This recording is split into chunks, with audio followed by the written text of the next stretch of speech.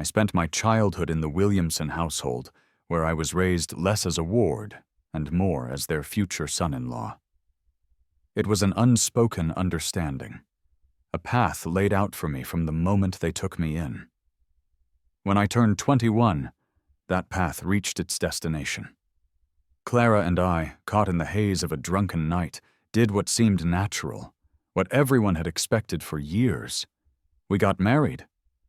I was overcome with a quiet, profound joy, believing my lifelong wish had finally come true. What I didn't understand then was that her heart had already been given to another man. In the 3rd year of our marriage, a man named Julian suddenly returned to the country. That was the day Clara cut her hair, put on a new blouse I'd never seen before, and simply never came home. That night I was left alone, forgotten in a swirling snowstorm that seemed to want to bury the world. Clara finally returned the following morning. The house was still, wrapped in a blanket of silence. To avoid waking her husband, she decided to go to her study first.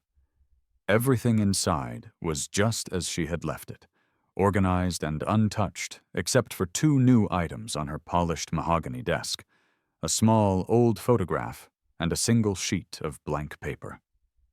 The photo was a keepsake from years ago, a gift from Julian. On the back, in her own elegant script, she had once written a small, secret note. "Thinking of you. Never forgotten." Beside it, written in my own neat, careful handwriting, was a new message. It said only, "Clara, I wish you happiness." The snow was falling so heavily it looked like cotton being pulled apart in the sky, a thick, white deluge that blanketed everything in sight. I stood under the arched gate of the cemetery, the cold seeping into my bones, and took out my phone to call Clara for the 2nd time. After a few rings, the call was abruptly cut off. I stood there, a little stunned, as snowflakes, whipped by a biting wind, slapped against my face like tiny, cold hands.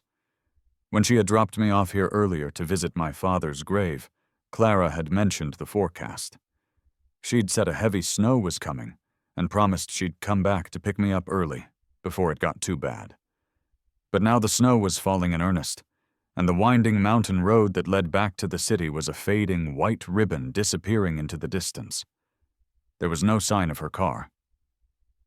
"Sir, if you don't head down the mountain now, it's going to be too late," the cemetery's caretaker said, his voice laced with concern. He stood nearby, rubbing his gloved hands together to ward off the cold. "Once this snow really sticks, it'll block the road completely. You won't be able to drive in or out." I bit my lip, a nervous habit, and dialed her number a 3rd time. The phone rang, and just as I was about to give up, bracing for the silence of voicemail, someone picked up. A warmth bloomed in my chest, a small flower of relief, but it was instantly withered by a sharp frost of disappointment. It wasn't Clara's voice on the line. It was a man's voice, soft and unfamiliar. "Hello? Are you looking for Clara? She's not able to come to the phone right now." A loud buzzing filled my ears, as if all the blood in my body had rushed to my head at once. That morning, Clara had put on a crisp white blouse I'd never seen her wear before, but she'd paired it with an old, unfashionable tie. When she came to pick me up at noon to drive me here, she had cut her hair, and her whole face seemed radiant, glowing with an inner light. She was in a remarkably good mood. The cool, distant woman I knew seemed to have softened around the edges. Before I got out of the car, she had even done something she rarely did. She'd reached over and straightened my scarf herself, her fingers brushing against my neck.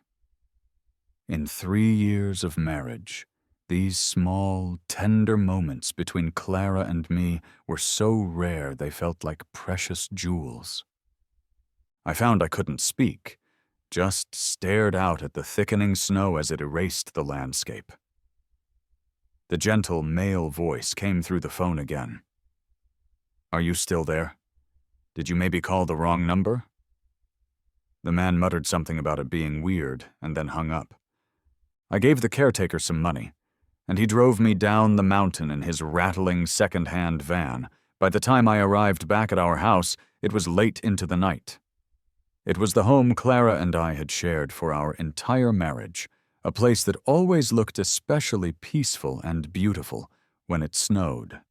After a long, hot bath to chase the chill from my bones, I stood outside Clara's study for a long time before finally pushing the door open and stepping inside. On the second day after our wedding, she had coldly informed me that I was not to enter her study without her permission. And if I absolutely had to, I was forbidden from touching anything inside. I had loved her since we were children, so of course I always followed her rules without question.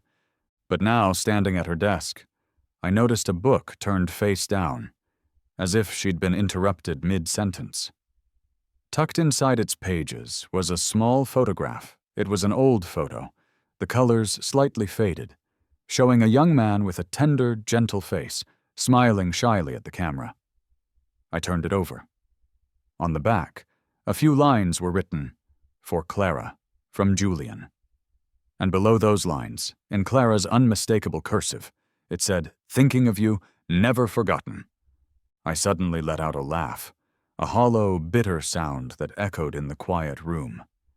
I placed the photo back on the desk and couldn't help but mock my own slowness, my own willful blindness. The signs had all been there. Recently, Clara had been flying to France frequently, and I had simply assumed it was for work, never questioning it.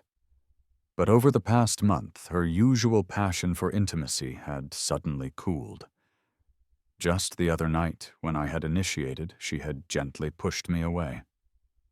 This was a stark contrast to the first couple of years after our wedding, when she often wanted me almost every night. Her ferocity in bed had often made me forget how cold and quiet she was during the day. Only now did I realize it had always been a one-man show. My show. Mine alone. If she was in love with someone else, then why had she clung to me so desperately after getting drunk 3 years ago, on my 21st birthday? That night, Clara had stumbled into my room, her eyes clouded with alcohol. "Leo, do you really want this so much?" Her dark eyes were full of a swirling, desperate desire. "Then I'll give it to you. I'll fulfill you." She had kissed me hard, her mouth passionate and lingering. Even as we consummated our unspoken engagement, her touch felt harsh, almost punishing, not particularly caring. I was scared and in some pain, but I was also secretly, deliriously happy, as years of unrequited love seemed to have finally borne the fruit I had only ever dreamed of. At the most tender, vulnerable moment, she had clung to me, refusing to let me go. "Don't push me away," she'd whispered, her voice thick with emotion. "Don't reject me again, okay? Say you love me. Say that you'll never leave me." I had swallowed my shyness and my pain, and I had repeatedly professed my love for her, my voice trembling with the sincerity of it. The joy in my heart grew wildly, and I felt like I could have given her my entire soul in that moment. How could I have known that Clara wasn't just drunk and out of control that night? She didn't love me. She never had. I turned and walked out of the house, leaving the study door open behind me. Looking back at the peaceful, snow-covered home, I knew with a chilling certainty that I couldn't stay there a minute longer. By morning, the snow had stopped falling. Clara had her driver take her home. Last night she had been in high spirits, celebrating Julian's return. She'd drunk too much wine and, because of the heavy snow, ended up staying at a hotel with him. But her internal clock was unwavering, so despite the throbbing hangover, she woke up before dawn. After a brief moment of disorientation, she suddenly remembered. It was the anniversary of Leo's father's death. She had promised Leo she would pick him up from the cemetery early. A sharp twinge of guilt pricked at her. When Leo was just a little boy, he had lost his parents in a tragic accident, and her family, the Williamsons, had taken him in. They had grown up together, childhood friends, and she had always treated him like a younger brother. That is, until he turned 21. She firmly believed he had drugged her drink that night, and then, driven to a desperate madness by the drug, she had mistaken him for Julian, clinging to him and holding him. She could still remember how Leo, his voice earnest and shaking, had kept telling her over and over again, "Clara, I really like you. I will never leave you, not in this lifetime." Of course he dared to say such things. The elders of the Williamson family adored him. The next day, when their night together was discovered, the pressure on her to marry him was immediate and immense. Clara let out a silent, cold laugh at the memory. He got exactly what he wished for. But what about Julian? Her marriage had broken Julian's heart. He left for another country, and for 3 long years, he refused to give her even the slightest bit of news. Clara sighed heavily and rubbed her aching temples.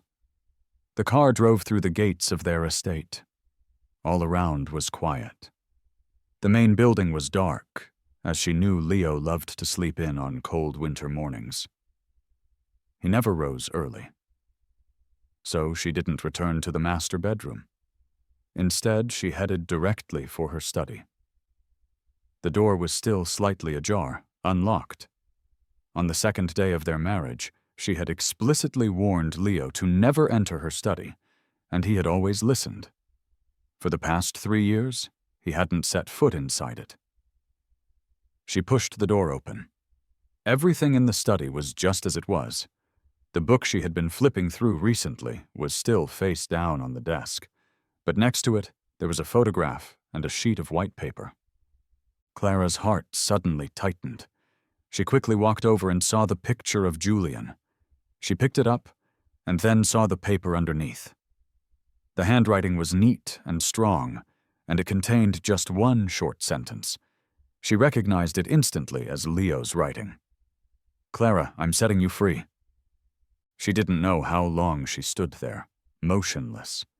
When she finally came to her senses, the paper was crumpled into a tight ball in her hand. She also noticed the gold fountain pen lying beside it. It had been Leo's wedding gift to her, and now he had used it to give her this surprise. Clara seemed to let out a small, sharp laugh. She turned around and quickly walked out of the study. She went to the master bedroom and pushed the door open, but found it empty. She stood there for half a minute, then laughed again, this time out of anger. She had felt a little bit guilty for forgetting to pick him up yesterday, but that feeling was long gone now.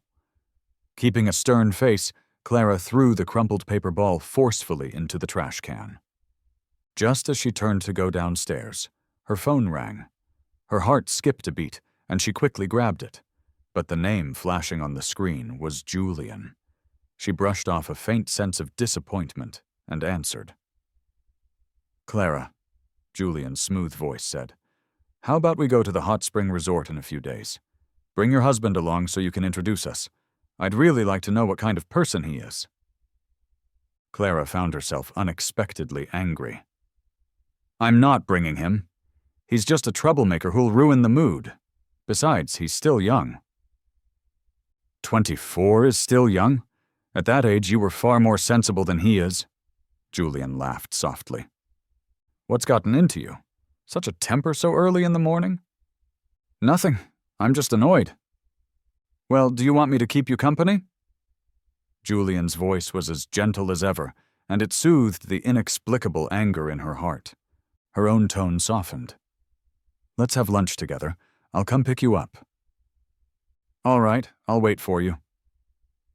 Clara hadn't called me once since I left the house, but that's just how she was.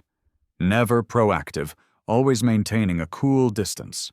Over the past few days, I had met with a few lawyers to consult about the divorce. Once the formal agreement was drafted, I was about to head to the old Williamson estate when I received a call from an unknown number. My first thought was that it was Julian. I hesitated for a few seconds before answering. Who is this? I was met with a long silence. Just as I was about to hang up, the person on the other end finally spoke. It was his voice, the same one from that night in the snow, soft and gentle, like a spring rain. But it made it hard for me to breathe. "Just say what you want," I said, my voice tight as I clenched my palms, letting the sharp crescent moons my nails dug into my skin distract me from the pain in my chest. "Leo," Julian said, his voice smooth and confident. "Mending a broken heart is difficult, but I'm very confident. Do you know why?" "Why?" I asked, my voice barely a whisper. "Because what you can't have always lingers in your mind, a persistent ghost. But what you have and then lose, that's what cuts the deepest." He was right. That house, that life, would always be there. A physical reminder of what was gone. It would never disappear, and that's what would make it unforgettable. Never leaving my thoughts. Clara gradually began to notice that something was off. Leo still hadn't come home. There were no calls from the old family estate either. Over the past 3 years, Leo would sometimes get into a sulk and go stay at the old house for a few days. Usually either her grandfather or her mother, Eleanor, would call her and tell her to come bring Leo back. She had gotten irritated by his little antics before, but now, with his behavior being so different from the usual pattern, it felt deeply unsettling. Clara thought for a moment, then dialed Eleanor's number. Standing under the eaves of the grand porch, she made small talk for a bit before finally getting to the point. "Is Leo at the old house? Is he crying to you and Grandpa again?"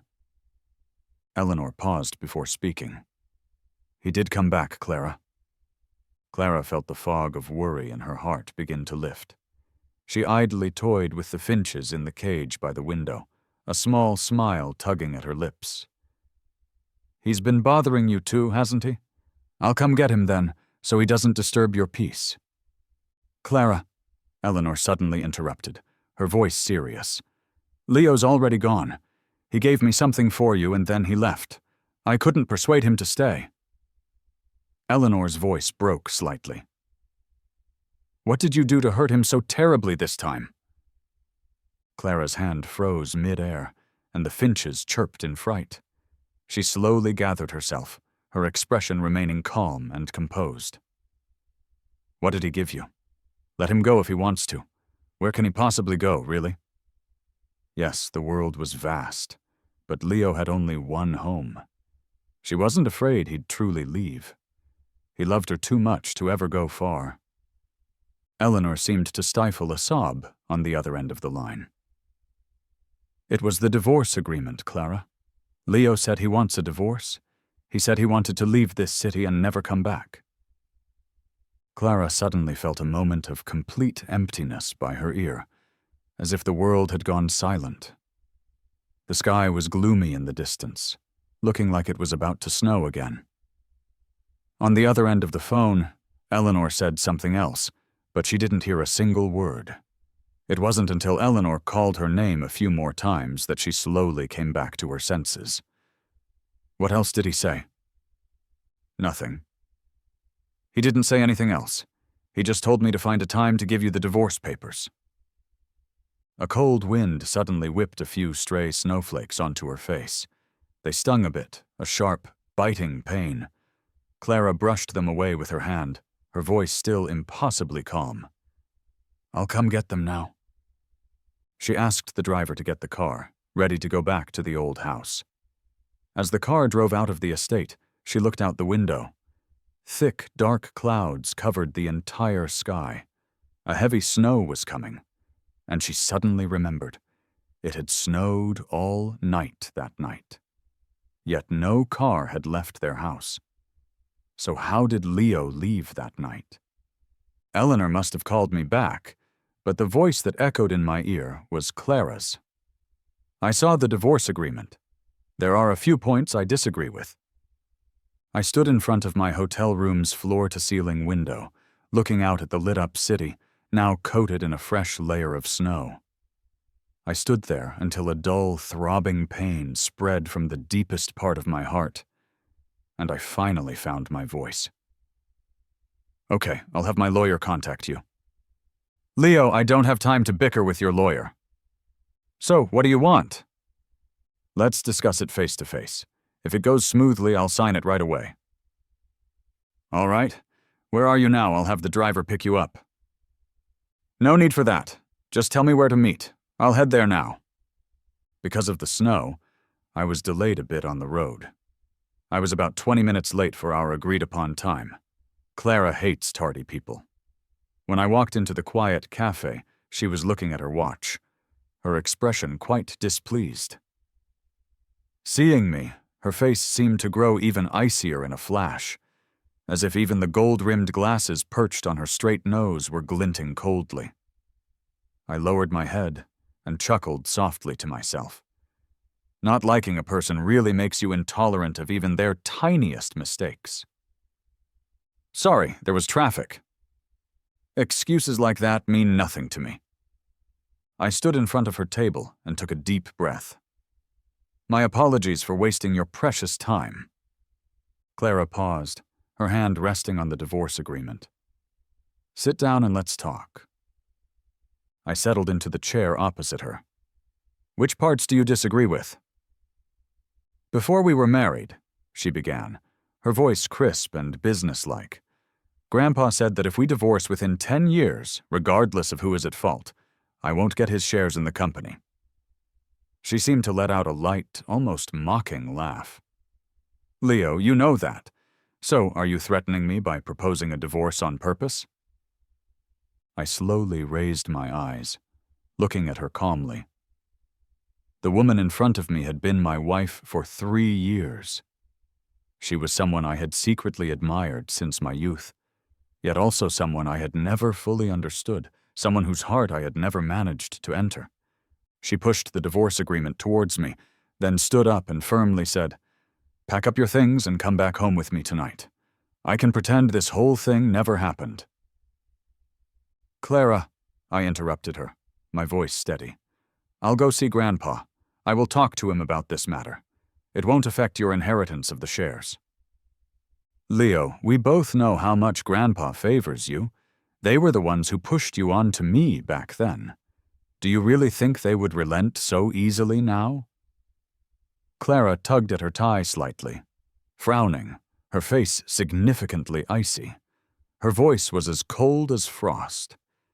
It felt like someone had torn open my heart, leaving it raw and bleeding. 3 years, and she had finally voiced the truth she had harbored for all that time. It must have been so hard for her, a proud woman like her, to have to endure such a grievance. I wanted to laugh, but my eyes burned with a painful sting. "I'm really sorry, Clara." My hand gripped the divorce paper tightly, my knuckles white, my voice was trembling, and my whole body was shaking. "I'm really sorry for wasting 3 years of your life." I turned and walked away. After taking 2 steps, her voice came from behind me, seeping and cold. "So miserable now? Didn't you think about that when you were plotting against me?" I paused and looked back at Clara, confounded. "I plotted against you?" She seemed to laugh faintly, withdrawing her gaze coolly. "Leo, I'm only giving you one chance.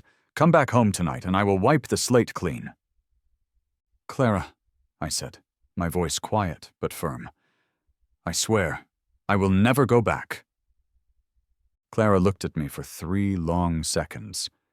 When she spoke again, her voice was already hauntingly cold. "As you wish." Clara held a cup of tea, gazing out the window of the private room, lost in thought. It wasn't until Julian called her name twice that she finally came back to her senses.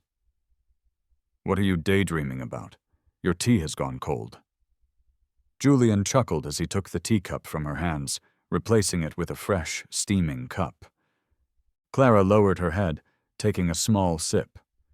The tea was of excellent quality, but it tasted bland to her. Julian also held a cup of tea, sitting next to her on the plush sofa. "Your husband still won't come home?" Clara instantly frowned. "Don't mention him." Julian had a pair of preternaturally calm eyes. When he looked at someone, it felt as if their heart could instantly settle. "Clara, I've been thinking for a long time. I think I should go back to France." "Why so suddenly?" Julian just smiled gently. "I'm not happy, so I really hope that the people I care about can be happy. You and your husband were happily married for 3 years, but as soon as I came back, things went south." "What does it have to do with you? It's his own recklessness and immaturity. With the elders indulging him, it's just made him more unruly." Clara thought about how her grandfather had scolded her harshly on the phone, which only made her more annoyed. She hadn't expected that Leo would really go to her grandfather. He seemed set on clashing with her to the very end. She had never actually thought about divorcing him. He wanted to cause a fuss, so she would let him. He'd get over it in a few days and come home, she had thought. But now, with every step of this unfolding drama, it seemed to be spiraling beyond her expectations.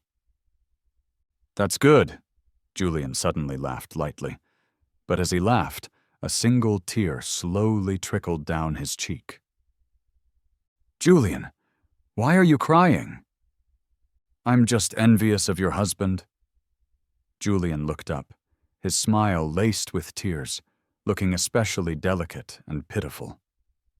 Clara thought of his background and felt a pang of sympathy. Though his parents had passed away early, Leo had her whole family to love and support him.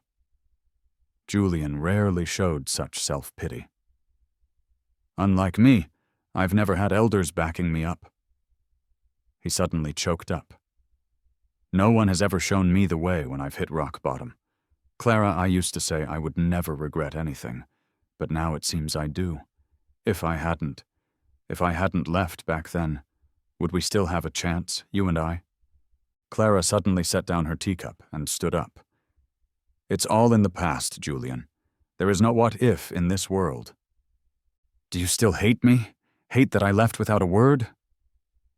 Clara shook her head. "I never hated you. It was my fault. Whatever you did was justified." Vincent broke down, throwing himself into Clara's arms.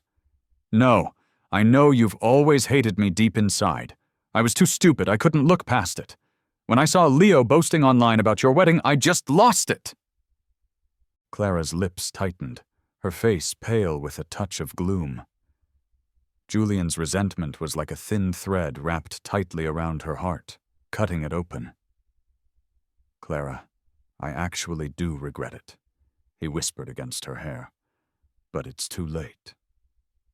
Clara gently cradled his face, her touch tender. She wiped away the tears from his eyes, from his cheeks, until finally she leaned in and tasted the salty bitterness of his tears from his lips.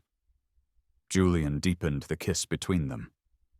"In all these years apart, there's been no one else for me, Clara."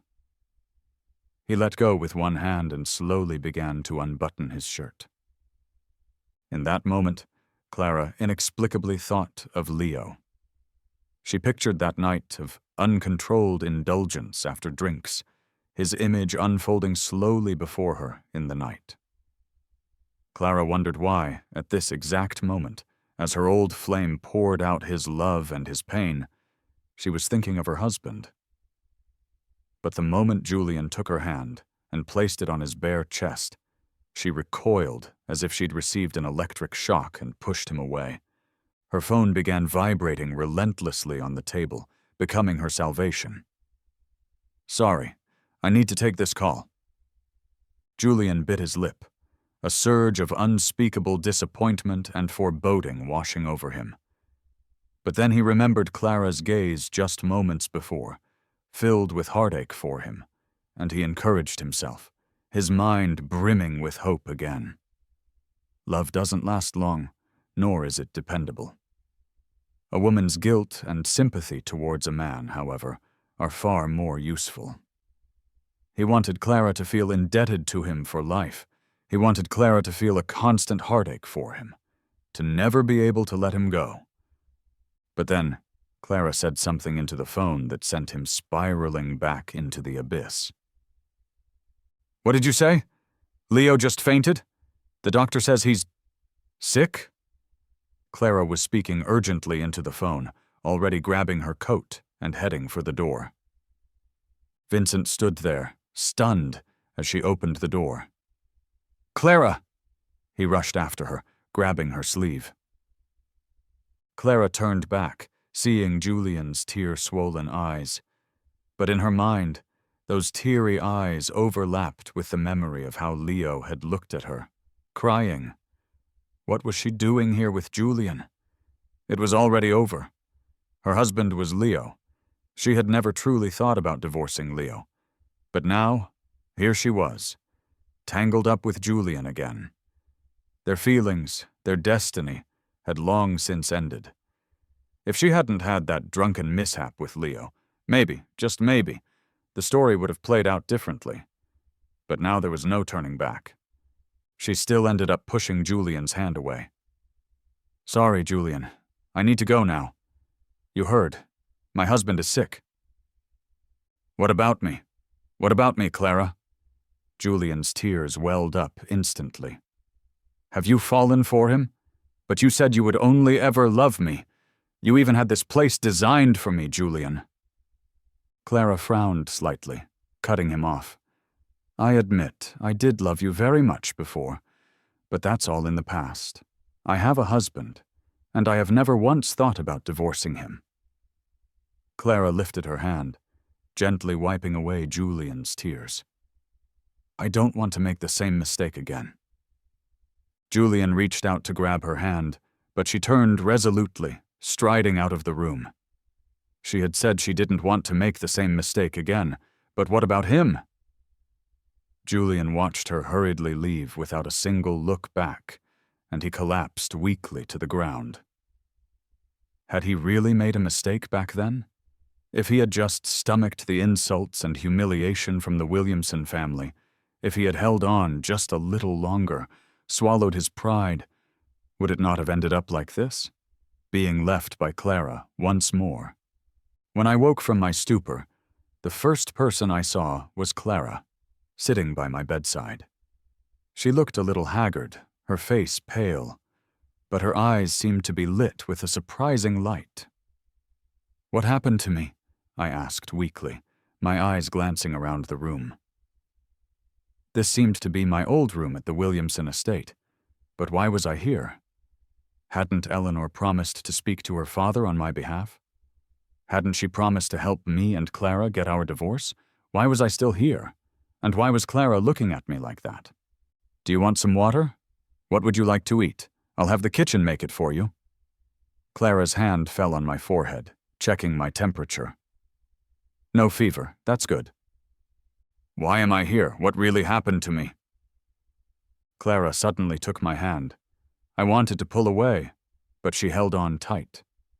I stayed silent for a while, wanting to speak, but I couldn't find the words. In the 3 years of our marriage, even in our most intimate times under the sheets, there were only fleeting kisses and a few shy whispers from her. She had never looked at me so tenderly. She had never spoken so softly to him. How laughable. Just because things had changed a little between us. It wouldn't happen.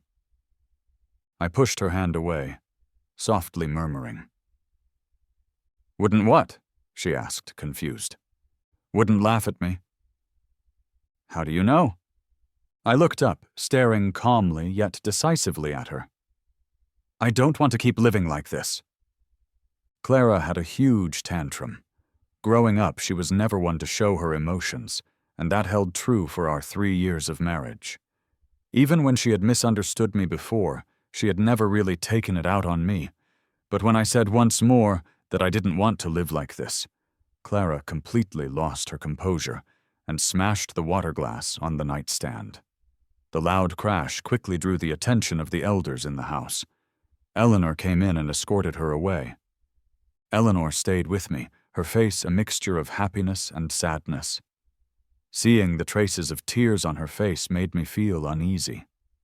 I was only 5 years old when I was adopted into this family. Eleanor, compassionate for my being an orphan, had raised me alongside Clara. How could I ever forget the loving kindness she had shown me over all those days and nights? "I'm sorry," I looked at Eleanor and said softly. "Silly child, why are you apologizing? Was it Clara's tantrum that scared you? I'll give her a good scolding later." "No, a good spanking." "No need." I straightened up from Eleanor's embrace. At that moment, I didn't dare look her in the eye. How could I accept it? My beloved wife always had someone else in her heart. And even worse, what I couldn't accept was that our marital home, the place we were supposed to build a life, was named after another person.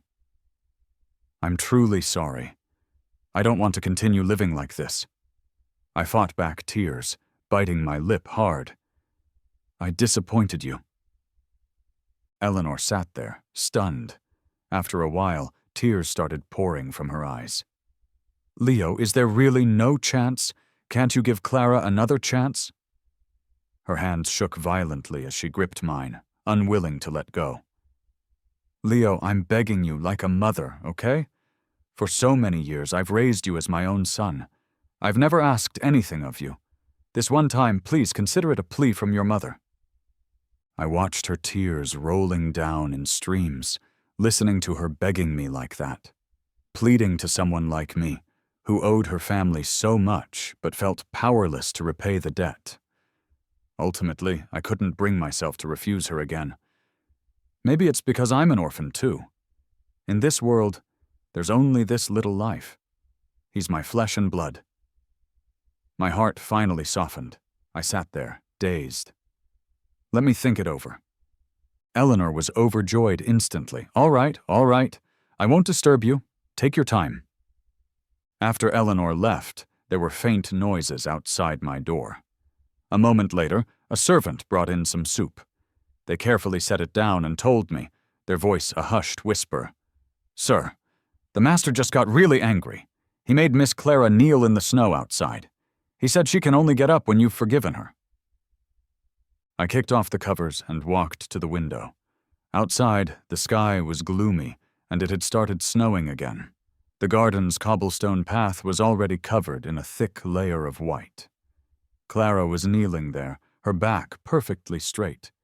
I instinctively bit my lip, a mixture of sourness and pain filling my chest. My nose suddenly felt sore. I watched her for a while, then drew the curtains and turned back to the bed. When it got dark, the servant returned and said that Clara was still kneeling in the snow, her clothes completely soaked through. I went to see her grandfather. "There's no need to plead for her, unless you are willing to forgive her," her grandfather said, sitting heavily in his armchair and sighing. "She's as troublesome as her father was." I didn't quite grasp what he meant by that. As I was about to ask, a servant rushed in, saying that Clara had fallen but had propped herself back up again. It was snowing heavily outside. In this cold winter, kneeling for any longer could permanently damage her legs. I didn't have any deep-seated hatred for Clara. Instead, the Williamson family had shown me immense kindness my whole life. "There's no need for this, Grandpa. Let her get up," I said calmly. Then I added, "But Grandpa, I won't compromise on the divorce." That night, Clara developed a high fever. She was usually healthy and rarely fell ill, but this time the fever lingered for 4 or 5 days. It wasn't until the snow started to slow that she began to recover. Once she was better, her grandfather finally allowed her to see me. I had insisted on moving out of the old estate and returned to the hotel I had stayed at before. The day we met was a rare and sunny one. She had lost a lot of weight, and her cheeks looked a bit sunken. Seeing me, she hesitated for a moment. After a while, she walked over and squatted down in front of my chair. "Leo," she began, trying to take my hand, but I pulled away. She didn't press the issue. Instead, she asked softly, "I heard you want to move back to your old house. The Williamsons have other properties too. If you don't want to return to our house, you can choose another." "I want to stay in my home," I said, slowly lowering my gaze and placing a hand lightly on my flat stomach. Maybe it's just human nature. When you know you have a new responsibility to bear, it tugs at your heart and mind day and night. "If you want, it's okay to stay at the house for now." Clara looked at me. "I'm also having it rearranged." "I don't want to hear that name." It's like a sharp thorn, pierced deep into my heart. It hurts even if I don't touch it. I turned away, looking out the window. "I want to sleep for a bit. You should go." "All right." Clara finally reached out, as if to gently touch my hair. I was about to dodge, but she lowered her hand first. "Oh, by the way, there's a checkup scheduled for you tomorrow. I'll come and pick you up." I said nothing. Clara didn't say anything more, and left. But the next day she didn't come to pick me up. As the appointment time for the checkup drew near, she still wasn't there. I just packed my documents and planned to go by myself. But as I was about to leave the hotel room, I got a call from Clara. "Leo, something came up last minute. Hang tight in your room, don't go downstairs yet." She sounded desperate, and I could hear a lot of noise and chatter in the background. My heart slowly started to rise in my chest. "What's going on?" "Nothing much, just a friend is in a bit of trouble. Don't worry, I'll be there soon. Just stay put, okay?" "Okay, Clara." I was about to ask more, but then the call was cut off. Just before it ended, though, I think I heard a male voice, almost like he was crying, calling her name. I stood there, holding my phone for a long moment. I don't know why, but I thought about that day at the cemetery. I knew in my heart that Clara wasn't coming back for me today. But that was okay. I wasn't sad or disappointed anymore, because from that day on I had stopped expecting anything from her. I didn't keep waiting in the room. I grabbed my bag and left. When I took the elevator down to the first floor, I saw that the lobby was packed with journalists and media members. It was as loud as a marketplace.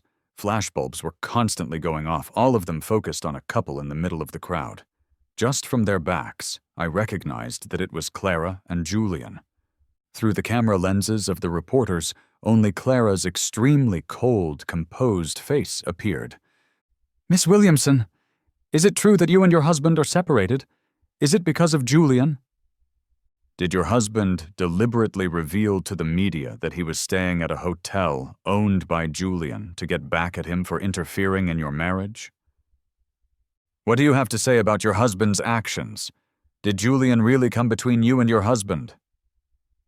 Suddenly, Clara grabbed a camera that was shoved almost directly in her face and smashed it to the ground. The loud, continuous questions stopped at once. Clara coldly looked at everyone. "Firstly, the matter between my husband and me is private, so I have no comment. Secondly, Julian is not involved in my marriage and is not a third party. Thirdly, the house we own is a matter between my husband and me, with no one else involved." She then turned her gaze to a female reporter. "As a married woman, aren't you afraid of public opinion? Or that your husband will be hurt by you defending another man like this? If you hadn't all come here to bother my friend, blocking him in the bathroom, I wouldn't have had to do this. Let me ask you this, Miss Williamson. Are you not planning to divorce your husband? And are you and Julian just friends? What are your feelings for your husband?" Clara said nothing more. Her bodyguards arrived just then, parting the crowd and escorting her and Julian quickly away. The crowd was about to chase after them, but suddenly their attention surged towards me. Instinctively, I clutched my stomach, trying to get out of the way. But out of nowhere, someone pushed me hard, and off balance, I fell hard to the polished marble ground. "Call an ambulance! Hurry!" Panic filled the air, mixed with the constant, merciless shutter clicks of the cameras. The light was blinding. My world turned from a glaring white to total darkness. I curled up on the ground and slowly closed my eyes. Outside the hospital room, Eleanor slapped Clara hard across the face. Clara stood perfectly still, not flinching, not even a frown crossing her features, though her cheek bore a clear red handprint. Eleanor seemed drained of all her energy and sank onto a nearby bench. "It's all my fault Leo's hurt. I ruined his happiness. If I had known you were such a disappointment, I would have rather disowned you than set you up with Leo." She laughed, a broken, hollow sound. "This is my retribution." The laughter soon turned to tears. "And your retribution is even bigger. You fell for the son of the very woman who broke up our family. You even wanted to marry him. Where does that leave me? How can I just stand by and watch that woman's son take over everything?" "Clara," Eleanor's voice dropped to a conspiratorial whisper. "That night, the night you were with Leo, I put something in your drink. Then it all naturally led to forcing you to marry him. I thought I was doing the best thing for everyone, splitting you and Julian up, making Leo happy. But I was wrong. I hurt him. You don't deserve him. You've lost your true love for someone despicable. That's your punishment." Clara looked at her mother in disbelief. "What did you say? You drugged my drink?" "Yes, I did. Why didn't you tell me sooner?" "How could I? My own daughter wanted to be with the son of an enemy. What mother would let that happen without a fight?" Eleanor laughed and cried at the same time. "I did slip something into your drink, Clara, but it was a very, very small amount. Ask yourself, was it really strong enough to make you lose complete control? Or were you already tempted by him? Only you know the answer to that. How has Leo treated you these past 3 years? And how have you treated him in return? Even a heart made of stone should have been warmed by now. But instead, you've tossed your husband aside for that woman's offspring. Do you know how much you've hurt him? Do you know that night? How he walked away, step by step, into a freezing snowstorm all alone?" She pointed a shaking finger at Clara. "It's pathetic. You humiliate your husband to show how noble and tragic your love for Julian is. But it doesn't matter. A disgrace will always be a disgrace, and he will never set foot in the Williamson household." Clara stood frozen, her hands clenched into tight fists by her side, her whole body trembling uncontrollably. Memories flashed rapidly before her eyes. Was it the drug? Or was she already unable to resist him? Only she knew. She couldn't face the guilt of Julian's betrayal, nor could she admit to herself that she had begun to feel something for the boy she had always treated like a brother. So she chose to deceive herself, selfishly blaming Leo. She had complacently enjoyed the privileges of being a wife, yet refused to offer him any warmth in return. Suddenly, Clara turned and ran to the hospital room door. She pushed it open, finding me standing there in my hospital gown, by the window. My pale face was streaked with tears. "Leo." Clara stood just inside the doorway, too scared to take a step forward, too scared to reach out and wipe away my tears.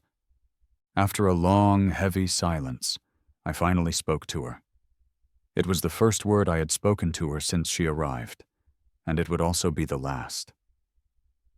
"Clara," I said, my voice empty of all emotion. "Let's get divorced, and let's never see each other again." When I was preparing to leave the city after I was discharged from the hospital, it was almost the end of the year. Snow covered the city in a thick, white blanket. Eleanor came to see me off. I knew Clara was waiting in the car nearby, but I didn't want to see her, and Eleanor didn't force me. After everything that had happened, I never held a grudge against Eleanor. Once the misunderstanding was cleared up, I couldn't help but wonder, if none of that had happened, what would things be like now? Maybe I would have married someone I didn't love and lived a mediocre life. Or maybe I would have never married at all. To have loved her once, and to have been married to her for 3 years. In the end, all I got was hurt. But the good thing is, I was gradually getting healthier, and I was still young. The future still held countless possibilities.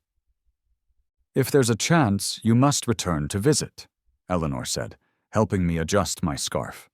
"You and Grandpa both miss you very much." "I will. You and Grandpa take care of yourselves." Eleanor nodded, tears welling up in her eyes. I wiped her tears away and comforted her gently. "Don't be sad." "Do you hate me?" "No. I only remember how you've loved me over the years." Eleanor covered her mouth and burst into tears. "The incident at the hotel was Julian's own doing," she said through her sobs, her voice filled with anger. "He leaked the story to the media and orchestrated the whole thing. Debts must be paid, and injuries must be compensated. For what he's done, I'm sure the law will serve justice." She gritted her teeth. "He still has the nerve to ask people to seek a reconciliation with you. I'm not reconciling no matter what. I'm firm about it." Clara also said it's impossible to reconcile. She definitely wants Julian to go to jail. I exhaled a deep breath. That's good. Even the woman I had loved was no match for family blood ties in the end, but I didn't want to think about any of it anymore. I gave Eleanor one last hug and turned to get in the car that was waiting for me.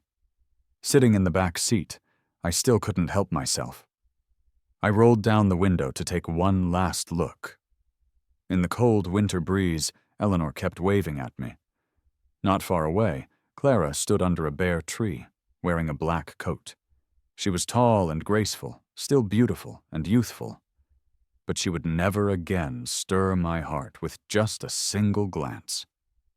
All those past, overwhelming emotions, things I once thought were so monumentally important, just disappeared lightly, like that.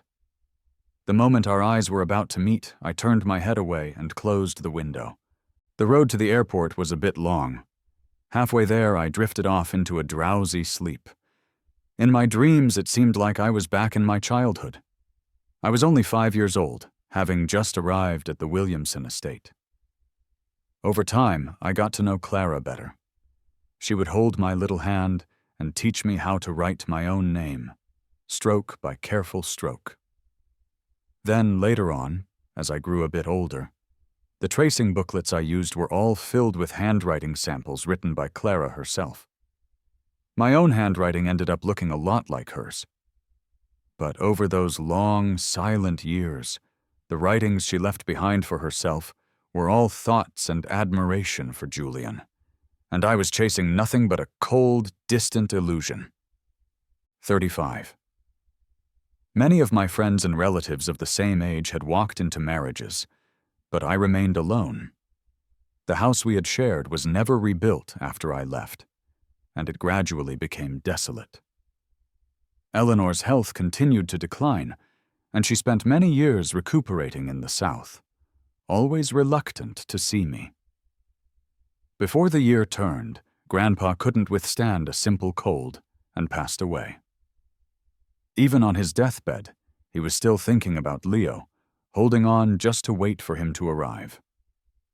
Leo rushed over after a late-night flight, barely in time to accompany Grandpa through his final moments. During the funeral, his tears didn't stop. He supported Eleanor, a pillar of strength. Once Grandpa's funeral was over, he was ready to leave. On the day he left, we talked for the first time in years. While I was sorting out the things in Grandpa's study, I found an old diary of Leo's, starting from when he was 14. It was filled with the concerns of a young heart, words written with such care and emotion. Now, I finally understood, just as I once did with Julian. Even though he's half a year older, he never once called me sister. Most of the old things from the study weren't taken with me, but that yellowed diary and many of Leo's old handwriting samples, I inexplicably took them with me. Over the years, I rarely dreamed of Leo, but on those rare occasions when I did, I could never clearly see his face in my dreams.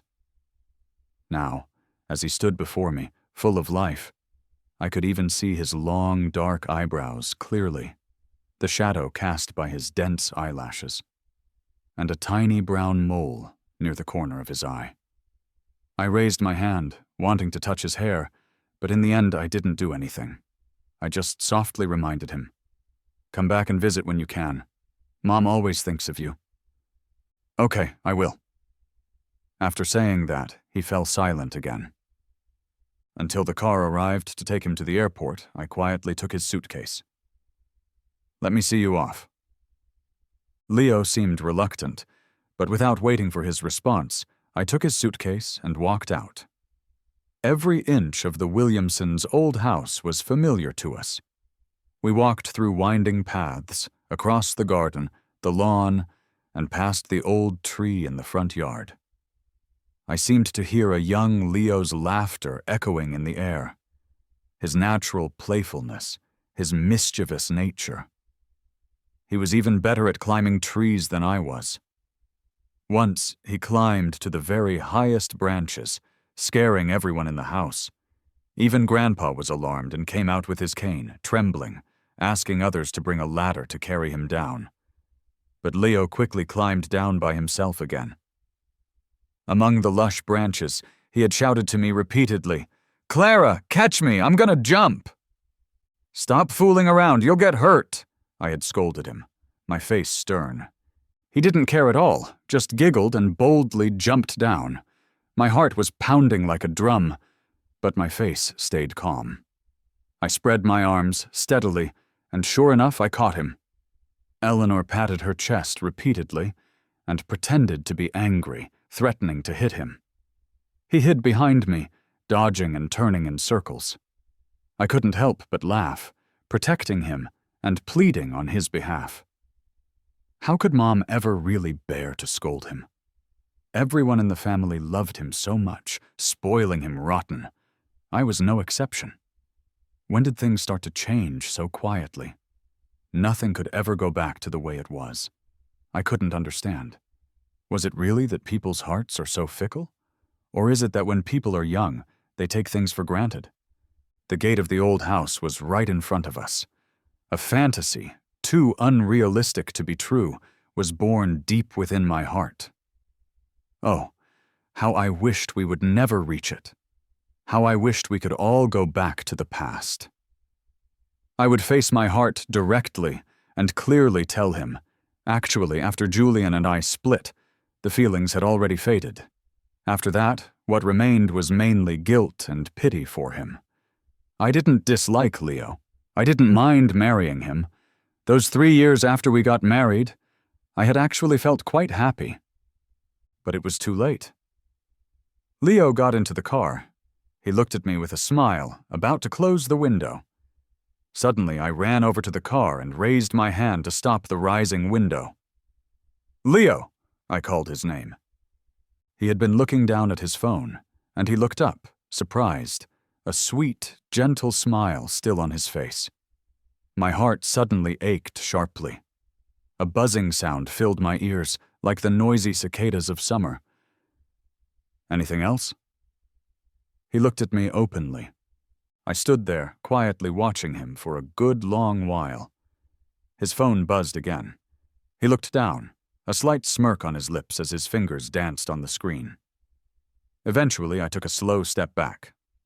"No," I said. "Be careful on the road, and let me know when you arrive safely." He nodded and waved at me, then looked down and kept typing seriously on his phone. He didn't look at me again, not even once. The car started, slowly turned the corner, and drove out of my sight. Time moved on like that, slowly, relentlessly forward, year after year. When Julian got out of prison, he sent countless requests to see me. I refused them all. He tried pleading through other people, but I never ended up meeting with him. I heard later that he married a widow, though it seemed he didn't really marry her. Later still, there was no more news from him at all. At 42, Eleanor passed away. Leo traveled a long distance, bringing his wife and kids for the funeral. It was, in our lifetime, The last time we ever met. Seeing them off, Leo stood before me. His eyes seemed red, but ultimately he said nothing to me. I stood outside the old house's gate, watching the car carrying Leo and his family drive away, motionless for a long, long time. It wasn't until a flock of crows flew over, cawing, that I suddenly bowed my head and smiled a small, bitter smile. I rubbed the plain wedding ring I still wore, turned around, and stepped back into the deep, quiet courtyard. I walked slowly back along the path Leo had just left on, into the study. Then, I took out the gold pen Leo had given me at our wedding. I touched it for a long time before slowly writing a sentence on a clean sheet of paper. For more years passed. On a spring day, the same season when I had married Leo, the servants noticed that I hadn't come down for breakfast as usual. Realizing something was wrong, they pried open the study door. I was sitting lifelessly in the recliner at my desk. On the desk lay a photograph, rubbed by time, its edges frayed. The person in the photo was still smiling, a boyish grin from more than 20 years ago. On the table were a few sheets of messy white paper. I had scrawled on them with that old gold pen. In retrospect, it is all like smoke. I only wish it hadn't been so rushed. 3 hurried years had trapped me where I stood, and Leo was long gone, far, far away.